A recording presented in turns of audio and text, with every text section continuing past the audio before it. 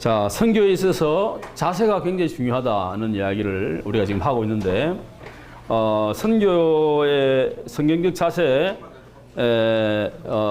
세 가지, 성육신, 동일시, 섬김, 여기 한 가지 십자가의 정신을 더해서 네 가지를 이 시간 한번 공부하도록 하겠습니다. 자, 제일 처음 성육신인데 요한복음 1장 18절에 보면 말씀이 육신이 되어 우리 가운데 거하심에 우리가 그 영광을 보니 아버지 독생자의 영광이요 은혜와 진리가 충만하더라, 이렇게 이제 되어 있습니다. 말씀이 육신이 되었다, 이렇게 표현을 하고 있어요. 이걸 갖다 이제 성육신이다 이렇게 얘기를 하는데, 여기서 이제 말씀이 육신이 되었다 라는 말씀이 이제 헬라어로 호, 로고스, 사르크스, 에게네토 이렇게 이야기를 합니다. 그러니까 말씀이 육신이 되었다, 이 말은 신학적으로 볼 때 가장 중요한 기독론의 중심에 서 있는 예수님의 인성에 대해서 이야기를 하고 있는 것이에요. 예수님은 그냥 하나님으로서 그냥 우리 머릿속에만 계시다가 가신 분이 아니라 실제로 인간의 몸을 입고 오셨다면 이 땅으로. 그거 갖다 성육신이라고 그래요. 이게 이제 이 사르크 사람 많이 나와요. 사르크스. 이게 육신이라는 뜻이에요. 육신. 그러니까 말씀이 육신이 되었단 말이에요. 되었다. 기노마이라는 말이 이제 그거죠. 과거형이죠. 이렇게 이제 에게네토 이렇게 되어 있습니다. 즉 예수님은 단지 영으로만 아니라 참 사람으로 오신 것을 입증하는 가장 중요한 말씀이 이제 중에 하나가 요한복음 1장 18절 말씀이라는 거죠. 그러나 이제 선교학적으로 볼 때 이것은 인류 최대의 선교적 사건을 보여주는 말씀이다, 그렇게 얘기를 할 수가 있어요. 왠가 하니까 성육신 그 자체가 교회가 하려고 하는 선교의 출발점과 핵심을 보여주는 예수님의 선교의 모습이기 때문에 그렇다는 것이에요. 그래서 이 기독교 선교는 성육신 사건과 매우 깊이 이렇게 연관되어 있고, 또 성육신을 통해서 우리 선교의 많은 의미를 도출할 수가 있다고 말할 수가 있습니다. 왜 그러냐? 예수님의 성육신 자체가 바로 뭔가 하니까 초문화적 사건인데 천상의 문화를 넘어서 지상의 문화로 내려오신 것이죠. 그죠? 그러니까 다른 문화권으로 오신 거예요. 예수님께서 선교사님들이, 특별히 이제 해외 선교사님들이 우리 한국의 문화를 떠나서 다른 문화로 가듯이 예수님께서도 천상의 문화를 떠나서 지상의 문화로 내려오셨다 이 말이에요. 그래서 여러분들도 많이 믿지 않는 이제 난 크리스찬과 대화를 할 때 문화가 다른 사람하고 대화를 하는 거예요. 물론 한국에 살고 있기 때문에 한국말로 이제 대화를 하겠지만, 한국인 친구 같은 경우에. 그러나 생각하는 바나 세계관이 다르기 때문에 말이 안 통하는 경우가 많이 있어요. 같은 이제 한국 사람이라 할지라도 그 세계관의 차이 때문에 이제 생기는 문제죠. 그래서 성육신은 선교의 주인 대신 성자 예수님께서 하나님과 동등됨을 포기하고 인간의 모습으로 가장 낮은 자리에 내려오신 사건이 바로 뭐냐? 성육신이다, 이렇게 얘기를 한다는 말이죠. 여기서 우리가 알 수 있는 것은 뭐냐? 선교는 낮은 자리로 내려가는 운동이라는 것입니다. 낮은 자리로 내려가는 것이다. 그렇죠, 그죠? 높고 높은 보좌를 떠나 낮고 천한 인간의 몸으로 이 땅에 오신 예수님과 같이 선교는 낮은 곳으로 내려가는 것이에요. 선교는 단순히 미지의 타문화권을 경험하려는 모험심이나 동경심의 동기가 되어서 어떤 지역에 나가서 활동하는 인간의 꿈을 이루는 그런 것이 아니라는 것입니다. 선교는 인간의 가장 밑바닥으로 내려가서 그들이 처한 처절한 아픔에 동참하고 그들의 고뇌에 찬 삶을 같이 나누면서 낮은 데로 내려오신 예수님을 보여주는 사역, 이것이 선교다, 그렇게 우리가 얘기를 할 수가 있습니다. 그래서 선교의 가장 기본적인 정신은 예수님의 성육신의 정신을 철저하게 따르는 사역이다, 이렇게 얘기를 할 수가 있습니다. 성육신 자체가 높고 높은 천상의 문화를 떠나서 낮고 천한 인간의 문화로 내려오신 초문화적 사건이기 때문에 그렇다는 것이죠. 이거는 이제 국내 선교의 경우도 마찬가지예요. 그죠? 선교는 남이 가지 않으려는 낮은 자리로 내려가고 남이 외면한 곳으로 찾아가는 것, 그것이 바로 뭐냐? 선교다는 것입니다. 어려움을 당하고 있는 사람들 가운데로 내려가서 그 어려운 문제를 해결해주고 그들과 아픔을 같이 해주는 것, 그것이 바로 선교하는 사람들의 마음의 자세가 되어야 한다는 것입니다. 그래서 그동안 선교가 너무 높은 곳에 있었어요. 또 화려한 곳에 있었고요. 그래서 이것 때문에 선교는 많은 오해를 이제 받아왔습니다. 그래서 선교는 이런 성육신, 낮아짐, 어려움에 처한 사람 곁으로 가는 것, 이런 자세를 가지고 있지 않으면 선교는 발생할 수가 없다는 것을 얘기를 해주고 있다는 것입니다. 두 번째는 동일시예요. 동일시. 영어로는 sympathizing인데 이 sympathizing의 원래 이 말의 의미는 동정하다는 뜻이죠. 동정하다. 근데 하나님께서 우리를 동정하셔서 우리가 똑같이 되셨다는 말이에요. 성육신이라는 자체가. 성육신에서 파생하는 개념이 이 동일시라는 개념입니다. 히브리서에 보면 예수 그리스도를 다루고 있는 기독론에 아주 독특한 표현을 쓰고 있는데 예수님께서 사람의 연약함을 직접 체휼하셨다. 이 개정 개혁판에는 동정하셨다 이렇게 되어 있는데 옛날 성경에는 체휼하셨다 이렇게 되어 있어요. 체휼하셨다. 체휼하셨다 되어 있는데 이 체휼이란 말이 한자로 쓰면 이렇게 되어 있습니다. 이렇게 이제 sympathize 동정하다는 그런 의미인데 헬라어 원문에는 순파테오라는 말로 되어 있어요. 순파테오. 이 순파테오라는 말로 되어 있는데 이 순파테오라는 말은 같은 위치, 같은 입장이 되어서 동일한 고통을 당하는 거. 이걸 갖다가 순파테오라 그래요. 예수님께서는 인간의 몸을 입고 이 땅에 오셔가지고 어떻게 하셨습니까, 여러분? 인간과 똑같은 유아의 과정을 거치시고, 청년의 과정을 거치시고, 그리고는 이제 세례를 받으시고는 사회가 하셨잖아요, 그죠? 그리고 인간이 가진 모든 슬픔과 아픔과 고통을 예수님 다 겪었었어요. 심지어 이제 제일 마지막에는 십자가에 못이 박혀 죽으시는 그런 아픔까지 다 겪으셨단 말이에요. 그러니까 인간의 사정을 모르는 한 주님이 아니다 이 말이에요. 이 예수님은 인간 사정을 다 안다는 말이에요. 고통스러운 아픔 속에 있는 사람들의 그 아픔을 다 이해하시는 분이 예수님이란 말이에요. 이게 바로 뭔가 하니까 이제 동일시입니다. 동일시. 인간의 고통도 알고 인간의 슬픔도 알고 인간의 괴로움도 다 안다 이 말이에요. 예수님께서는. 영어로는 sympathize라고 이제 사용하는데 이게 이제 헬라에서 유래합니다. 이것은 예수님께서 인간과 동일시한 삶을 의미하는 거죠. sympathize.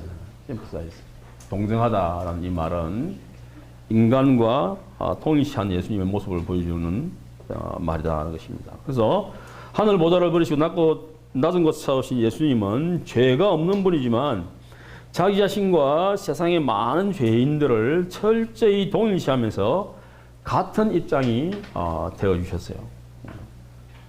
만일 여러분 보세요. 여기 한 인도인의 회심이라는 한 힌두교인의 회심이라는 그 책이 있는데 거기에 보면요 이런 이야기가 나와요. 이 한 힌두교를 믿는 이제 청년이 선교사님과 성경 공부를 하는데 성육신이라는 말은 도저히 이해가 안 되는 거예요. 이게 하나님의 인간의 몸을 입고 이 땅에 오셨다는 말이 도저히 이해가 안 되는 거예요.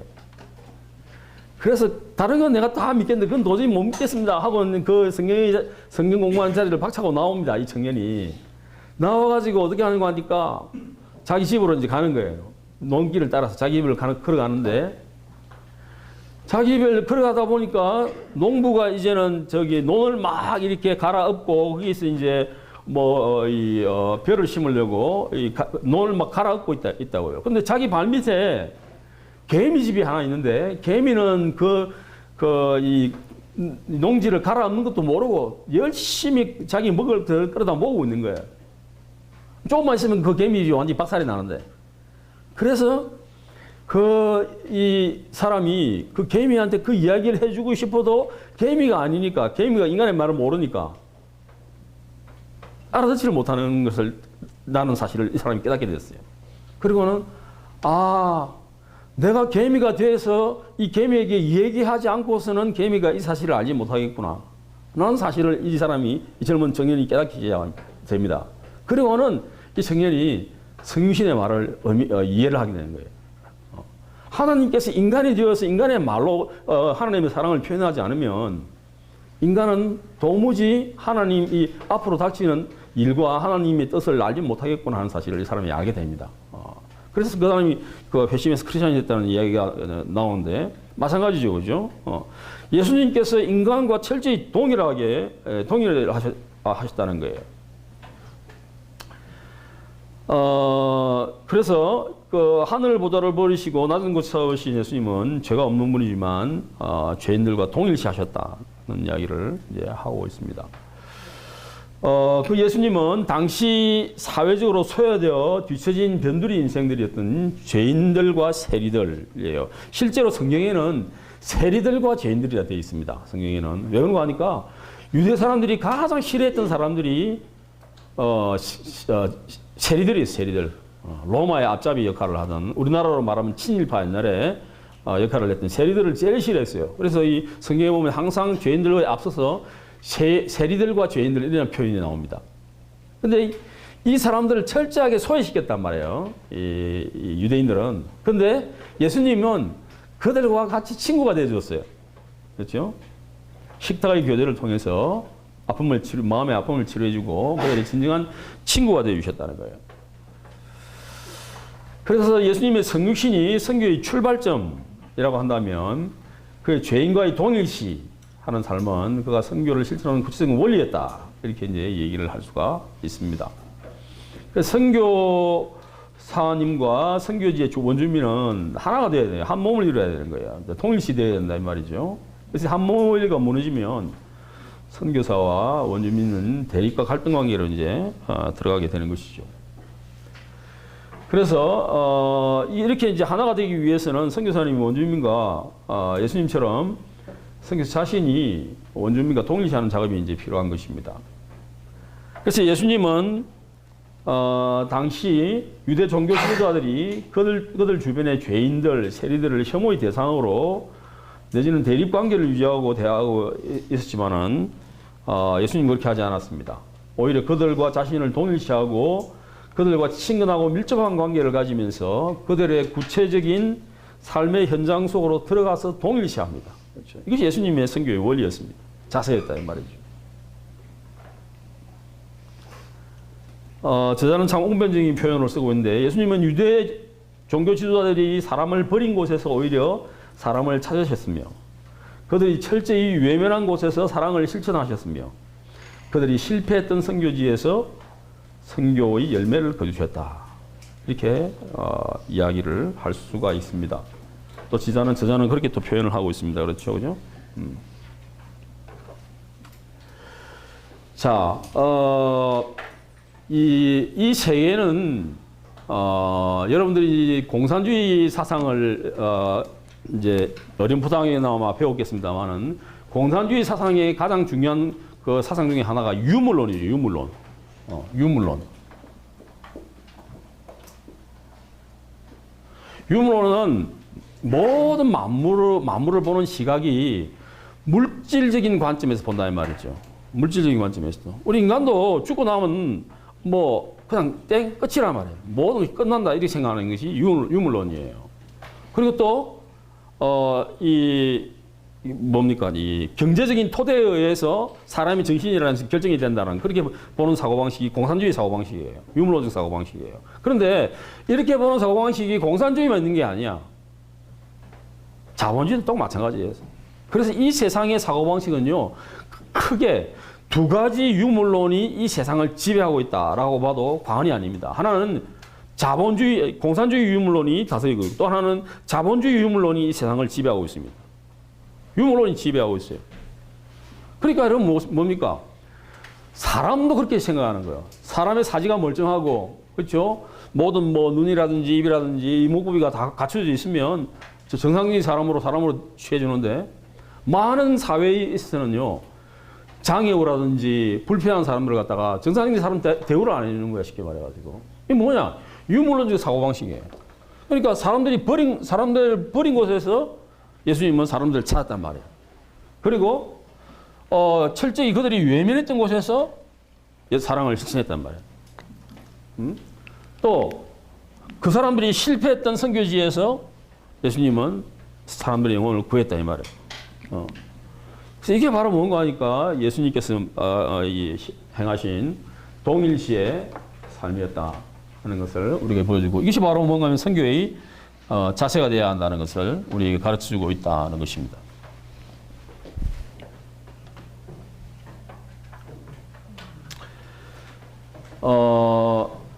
그래서 이제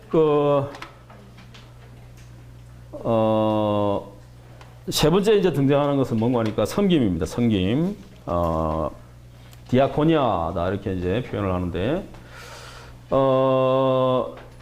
우리가 앞에서도 한번 이 현대 교회가 위기에 처해 있다, 현대 선교회가 위기에 처해 있다라는 표현을 썼는데, 세상 한복판에 진리의 기둥과 터로서 서 있는 교회가 약해지고 생명을 잃으며 죽어가는 때가 언제인가? 언제 이 교회가 죽어가느냐 하는 것이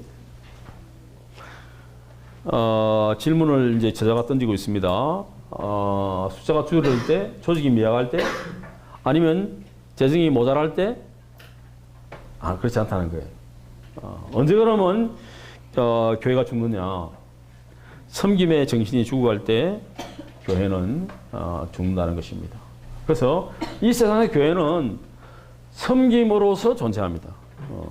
교회의 행위 밑바닥에 존재하는 가장 본질적인 행동의 원리는 섬김이에요. 낮아짐과 섬김이라는 것이.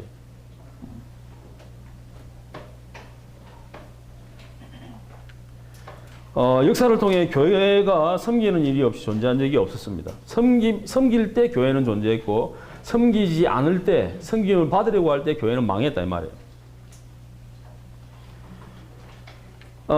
교회는 스승이 제자를 섬기는 위대한 역사를 실천하는 이 세상의 유일한 공동체입니다, 여러분. 일반적으로는 어떻습니까, 여러분? 제자들이 스승을 섬기죠. 그러나 교회는 그렇지 않습니다. 예수님의 본을 따라서 스승이 제자를 섬기는, 높은 자가 낮은 자를 섬기는, 이것이 바로 교회다 이 말이에요. 예수님께서 뭐라고 말씀하면, 내가 주와 선생이 되어 너희 발을 씻겠다 는 이 주님의 말씀은 교회 공동체의 삶의 방식을 규정하는 원리다라고 얘기를 할 수 있습니다. 그래서 이것은 또한 교회 공동체의 삶의 방식을 규정하는 원리뿐만 아니라 선교를 실천하는 원리이기도 하다는 것입니다. 그래서 선교는 교회 공동체가 세상 사람들에 대해 섬김을 실천하는 삶의 방식이다, 이렇게 선교를 또 정의를 할 수가 있다는 것입니다. 그래서 선교는 교회 공동체 구성원들이 세상 사람들을 섬기는 그 방식이 바로 뭐냐? 선교다. 그렇게 이야기를 할 수가 있다는 것입니다. 마태복음에 보면 주님께서는 그 자신의 섬김의 절정, 디아코니아의 절정을 사람들에게 생명을 주는 것이다, 이렇게 얘기를 하고 있어요. 인자가 온 것은 섬김을 받으려 함이 아니라 섬기려 하고 도리어 많은 사람들의 대속물로 자기의 목숨을 주려 합니다, 이렇게 얘기하고 있어요. 그래서 이 예수님의 섬김의 절정은 십자가에 있어요, 십자가. 그렇죠, 그죠? 그래서 선교사는 기본적으로 모든 것을 다해서 세상과 사람들을 섬기는 사람이에요. 그러니까 여러분들은 선교사입니까, 아닙니까? 선교사죠. 여러분들은 그리스도인으로 존재하는 자체가 선교사적인 삶을 살아가는 사람들이에요. 여러분은 선교사예요, 여러분. 그렇기 때문에 여러분들 세상을 섬기는 사람, 또 타인을 섬기는 사람, 이런 자세로 세상을 살아가야 한다 이 말이죠. 그리고 선교의 마지막이 뭡니까? 자신의 생명까지 주는 것이다 이 말이죠. 그래서 선교사님들이 선교지에 가가지고 순교를 하면서까지 복음을 전하는 거 아니에요. 그렇죠. 예수님의 복음을 그대로 따라 하는 거죠. 과거 제국주의 선교에서는 우리가 이제 선교에 잘못된 동기할 때 제국주의 선교에 대해서 했죠, 그죠? 제국주의 선교는 힘과 경제력이 있는 나라에서 온 힘 있는 선교사가 자신의 힘을 바탕으로 선교하는 방식으로 진행이 됐습니다. 그래서 선교사가 원주민을 섬기는 것보다 선교지 원주민들이 눌려서 선교사를 따라다니면서 선교사를 섬기는 그런 방식으로 진행이 되었습니다. 그런데 예수님은 오히려 죄인을 찾아다니면서 그들을 섬기고 마지막에는 생명까지 그들을 위해서 바치는 희생적인 선교사의 모습을 보여주셨습니다. 이것이 바로 뭔가 하니까 이제 디아코니아 섬김의 정신이다라고 얘기를 할 수 있고요. 마지막 네 번째가 이제 뭔가 하니까 십자가의 정신입니다. 선교의 자세 네 번째가 십자가의 정신입니다. 이 십자가의 정신은 이 책의 가장 핵심 중앙에 자리잡고 있어요. 자, 여러분 성경에서 가장 중요한 이 다이아몬드와 같은 다이아몬드 반지에서 다이아몬드와 같은 책이다라는 책이 어떤 책일까요, 여러분? 그렇죠, 로마서입니다. 로마서 그렇죠, 그죠? 우리에게 이신칭의 믿음으로써 의롭다함을 받는다는 것을 알려주는 것이 로마서죠, 로마서. 물론 다른 성경에도 나오긴 합니다만 가장 잘 체계적으로 나타내는 책이 로마서예요. 근데 로마서에서 가장 빛난 부분이 가장 중요한 장이 무슨 장이라고 일반적으로 얘기를 합니까? 8장이에요. 로마서 8장. 그렇죠, 그죠? 8장인데 이 책에 있어서 가장 중요한 장이 오늘 우리가 공부하고 있는 이 7장, 7장이라고 한다 그러면 이 7장 중에서 가장 빛나는 로마서 8장과 같은 역할을 하는 그 장이 뭐냐니까 지금부터 공부하는 얘기입니다. 이게 십자가의 정신이라는 것이에요. 자, 역사적으로 살펴보면 교회는 두 가지 방식으로 선교를 실천해 왔음을 우리가 알 수가 있어요. 하나는 십자군의 선교고 또 하나는 십자가의 선교다 하는 것입니다. 십자군의 선교고 하나는 십자가의 선교다. 자, 여기 그 단어에서 알 수 있는 바와 같이 이제 색깔도 내가 좀 달리 표현을 해놨는데 십자군이라고 할 때 이 군은 주로 이 대표되는 상징이 뭘까요, 여러분? 강제력과 폭력과 칼, 창 내지는 총, 대포, 화약 이런 게 생각하죠. 다른 말로 표현하면 뭡니까? 힘입니다. 무력입니다. 무력. 그렇죠, 그죠? 근데 십자가는 뭡니까, 여러분? 십자가는 그렇죠. 희생이고, 대속이고, 사랑이죠, 그죠? 그렇기 때문에 이 십자군과 십자가는 완전히 대조적인 그런 단어입니다. 우리가 일반적으로 이제 생각해 볼 때 성경도 마찬가지예요. 그런데 우리가 기독교 역사를 살펴보면 선교가 대부분 십자군의 형태로 진행된 선교 형태가 많다는 거예요. 여러분 1095년부터 시작된 이 십자군 운동이라는 게 있습니다. 이 십자군 좀 이따 나오는데 이 십자군 운동이라는 것이 언제 끝나냐면 1453년에 끝납니다. 이 이제 그 오스만 투르크에 의해서 동로마 제국, 발칸 반도에 있었던 동로마 제국이 멸망당할 때까지 십자군 운동이 계속됩니다. 이게 길게 보면 물론 그 뒤에는 뒷부분은 조금 약간 약하게 진행이 했지만 요 전반부가 좀 많이 십자군 운동이 강하긴 했지만 이 기간이 얼마냐? 361년입니다, 여러분. 361년.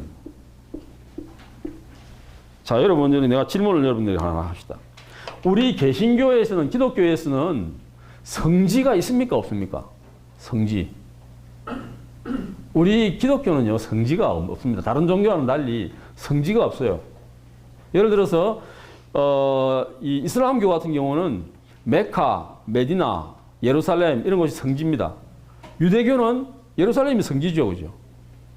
불교 같은 경우는 예를 들어서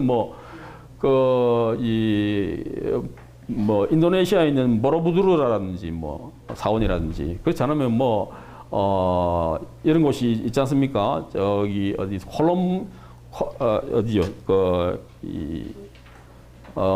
스리랑카 같은 경우에는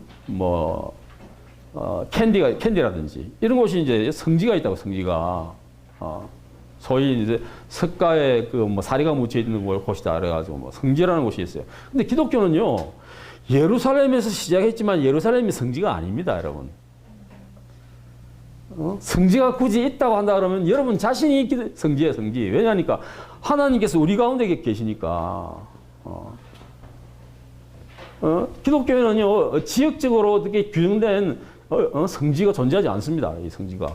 그런데 이 십자군 운동에서는요, 성지 탈환을 위해서 예루살렘이 이슬람에 의해서 멸망당했다는 소식을 듣고 서구에 있는 기독교인들이 뭉쳐가지고 예루살렘을 탈환하기 위해서 361년 동안 전쟁을 벌인 기간이란 말이죠. 그러니까 이 기간 동안 무료로 이슬람을 정복하려고 했으니까 이슬람이 기독교를 얼마나 싫어하겠어요. 결국 오늘날까지 기독교를 싫어하는 원인을 제공해 준 이 계기가 바로 이 십자군 운동이라는 것이에요. 십자군 운동.